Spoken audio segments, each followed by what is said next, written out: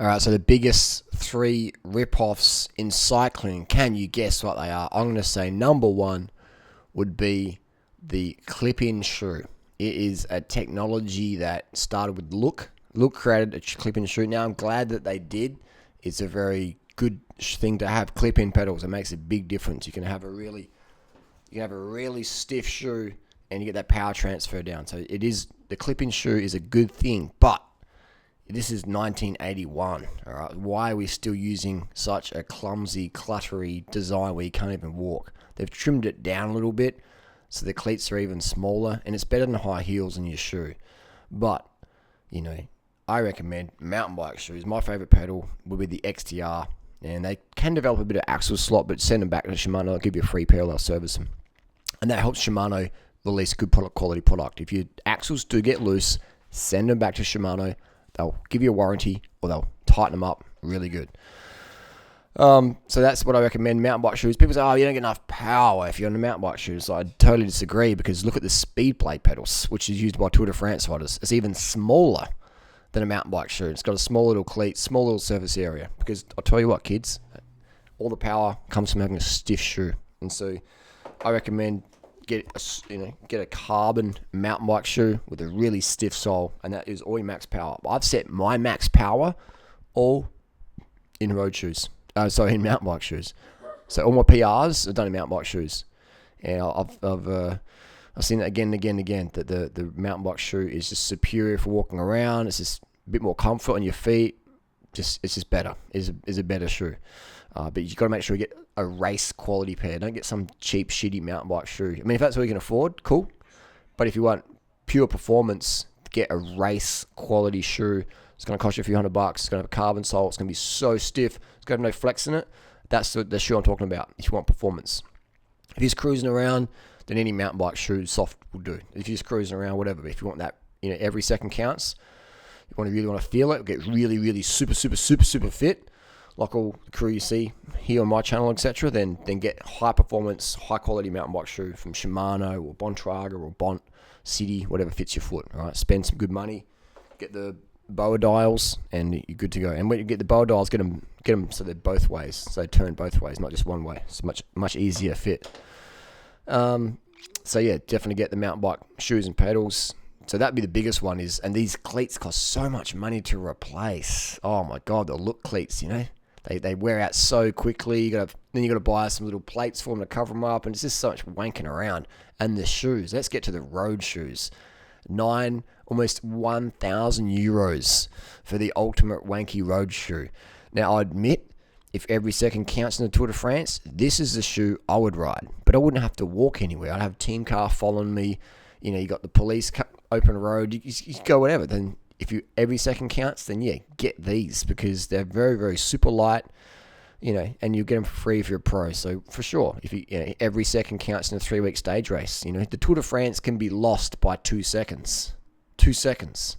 So then at the Tour de France GC level, I agree, every single gram matters. But for everyone else, we're not doing 3-week stage races where can't stop pretending you're fucking Chris Froome. Seriously, the people out there who just get so pretentious, I need road shoes because I'm doing 500 watts up the climb and I'm racing the Tour de France like these guys are.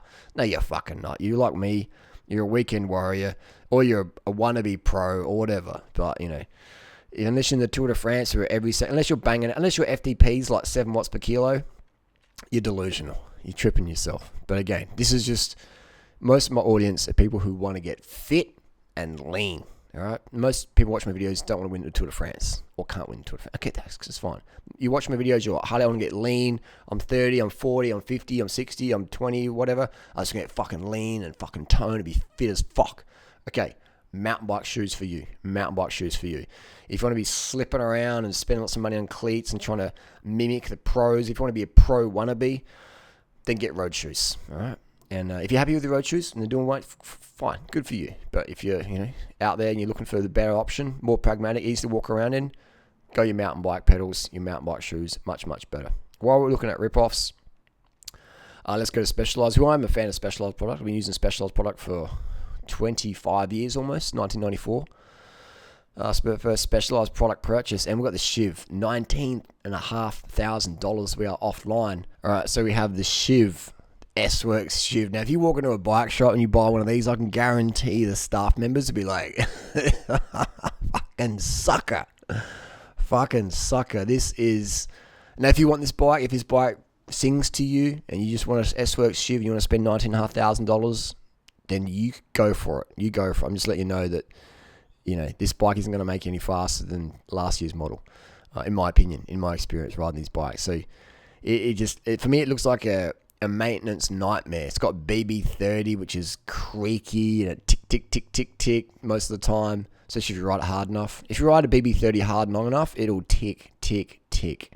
It's got disc brakes that'll rub, and it's just a pain in the ass to travel with because the calipers and the rotors can get bent, and it's a lot of faffing around. And you got to put on a bit of an Ironman on this, so then you're doing an Ironman, your disc brakes are rubbing, and you got to book it in the service, then you take your wheel out, and you put your wheel back in, and your discs are rubbing again. It's just a lot of faffing around. This bike, it looks like a nightmare to deal with, adjusting headsets and stack height of the.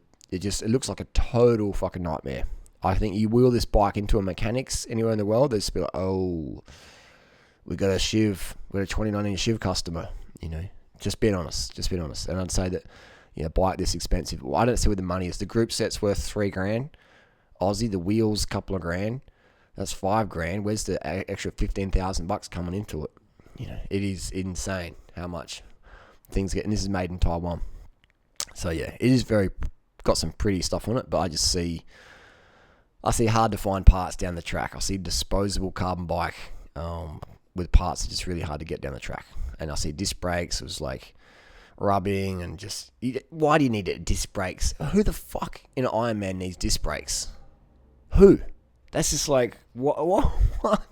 What descent are you bombing in the wet on an Ironman? You're not even drafting. Like, you don't need disc brake bikes. I just do not get it. Disc brakes are not more aero, they're more slow. Anyway, so that's the biggest rip-offs in cycling. I would say it'd be TT bikes. It would be these road shoes and pedals where their cleats wear out a lot.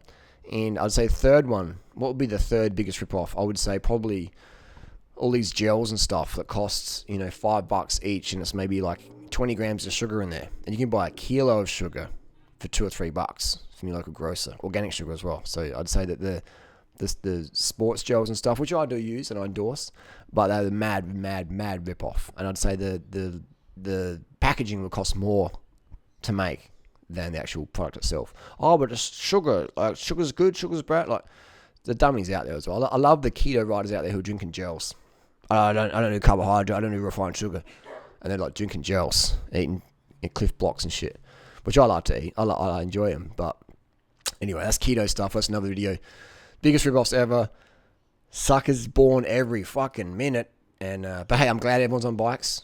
I'm glad people are riding bikes. I'm just stating some facts here.